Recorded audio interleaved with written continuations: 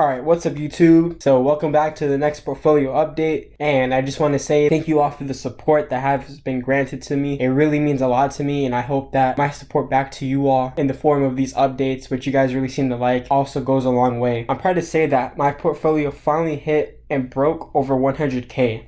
This week went by surprisingly well. Not gonna lie, they had us in the first half, but then Tesla had to give us a New Year's gift, and my portfolio peaked around $103,000 before coming down and selling about 100K. So it looks like we've reached pretty good resistance here at a 100K mark, and this is the new zero, and I'm trying to build this up to 200K, so we'll see how that goes. My calls here for Dropbox have somehow shot up. I think people just started bidding because they wanted to get in before the year end. We're up about 17% on these Dropbox calls. This has been basically bleeding down and down and down and down and down over the last week or so. But like I said, I'm in it for the long run. This does not bother me one bit because I know by the end of it, it's going to moon upwards. We just look out over at Tesla, worth mentioning. Yeah, just had a really spectacular week. My portfolio actually resembles the Tesla chart a lot because I'm just so heavily weighted. Nearly 86% of my portfolio is invested in Tesla. So if Tesla moves, my portfolio is going to move as well. I'm nearing that 100% profit on Tesla, and I know it's going to go way beyond. This year, it might even go to 200% or 300%. Lemonade has dipped down a little bit, but I really want to talk about ARKG. So ARKG is a position I have alluded to in my other videos. In this video, I finally added 2 shares of it. ARKG is just in the genomics field, and genomics has the potential of curing cancers, of curing a lot of diseases. The only problem with it is getting FDA approval and commercializing it. The companies that can move into commercialize it the most first are a clear winner, and their market caps are going to go up more than Tesla's market caps have gone on. Believe me, mark my words. However, it might be kind of hard to find out those companies because new pharma tech companies are started, but some of them might go bankrupt, some of them might not get FDA approval and the stock price crashes down. There is a lot of risk in the field. If you are going to pick a genomics company, I'd stick to the big players like Invitae, CRISPR, that sort of thing. But for right now, and for a lot of the people that invested in genomics, they just chose this ETF here just because they trust ARK and their research and their vision to give them good returns. Now, will this ETF deliver monstrous gains like Tesla? That remains to be seen. But since it's an ETF and risk is spread out more, you won't get such crazy gains as if you invested in the top dog genomics. But like I said, it's kind of hard to figure that out. So for right now, I'm just going to build out a position here in genomics ETF. And I know that in the future, like I may be early to this and I might maybe look wrong, but in the future, this is going to go way up. I'm also considering purchasing some options on them, some long dated calls, really close to the money. And if the stock goes up to, let's say, 150 by the end of the year, so we're looking at roughly a 50% gain, then this call will go up way high. Way high. The delta is already pretty high at 60, but since it's going to be like $50 in the money, each dollar the stock moves up, my option will gain probably like close to $100 in value, which is pretty nice. I trust Kathy Wood, and that's all I'm going to say. And I trust genomics because fundamentally speaking, genetics controls everything inside of your body, from how big your bones are, from what color your hair is, to whether you're born with autism, whether you get cancer, whether you're more sensitive to pain. It controls all of this. And when you pair that with AI and pair it with science and technology, you are able to literally help and cure so many people. So many people are going to jump on this. There's so many sick people out there that really need the help of genomics. And I think that it's due time for there to be massive disruption and for it to take off. This might drop down to $50 per share, but I'm still going to keep buying because I'm holding strong. A good note to have is that whenever you have a negative return, that means that basically most of this is a good buying zone. Why? Because so my average cost is just that, an average. And the more I buy in at lower prices, the more this average goes down. So I actually bring my cost basis, the amount of money I paid for shares, down.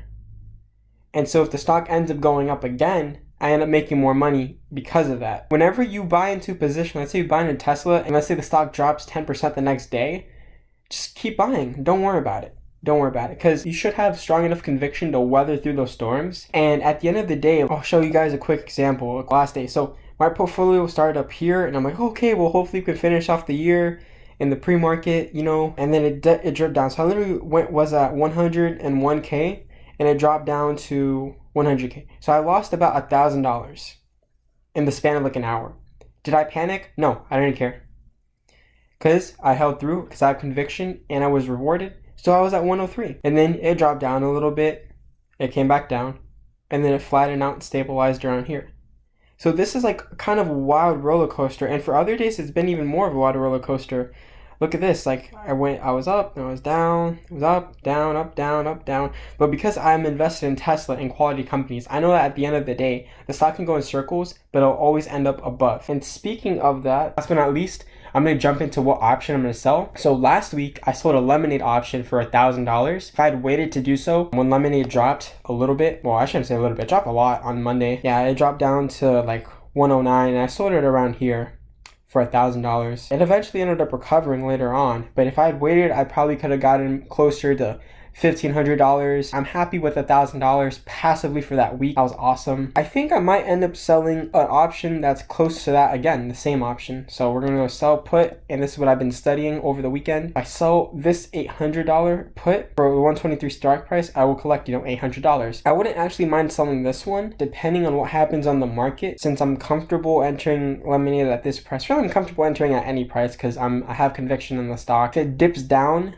when the market opens, this might be worth $1,000 or $1,200. If it flies high, the put won't be worth as much. Since it's kind of close to that $1,000 goal, I kind of try to have each week, because if I get 4 of these, that's $4,000 a month, dude. Like, that's awesome. Passively on top of what I'm already making. So it's really gonna help me out to get to SPY and get to other stocks. I think I'm just going to go ahead and just open up a sell order and just hope for the best. Hope I get filled.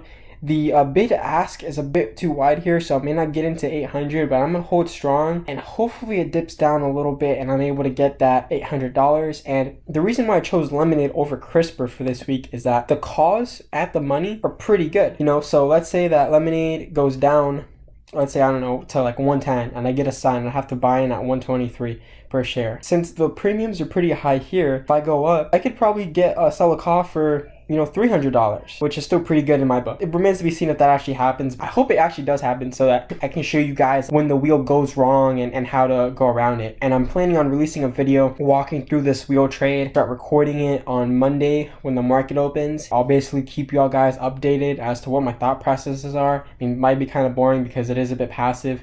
And then Friday, we'll see whether we need to roll or close out early or what we're gonna do. So anyways, guys, this wraps up the last week of 2020. 2020 was a crazy year. It was completion of my second year of investing, and this was obviously my best year of investing. I definitely learned a lot. I'm glad that I stopped going for value investing. Not that there's anything wrong, but growth investing is where it's at. I was rewarded handsomely, and I'm in one of the best stocks in the world right now, Tesla. Even at 700, I still think that you could keep buying and get in the gains. And I'm lucky to know about lemonade and wheeling lemonade. So this is going to keep climbing up, way up. And I'm excited to see what this portfolio looks like at the end of the year. But actually, on top of that, I'm even more excited to see what my viewers' portfolio looks like at the end of the year, what your portfolio updates will be, because I want you all to be financially secure. I want you all to be financially free. And I'm going to help you guys and guide you through all of this. I got so many videos planned. Just stay tuned, guys, and I'm gonna deliver the best content I can, and we'll learn from each video, and we're just gonna crush 2021 just like I've been crushing 2020. I'm gonna take more people with me on the path of success. Talk to you guys in the next one.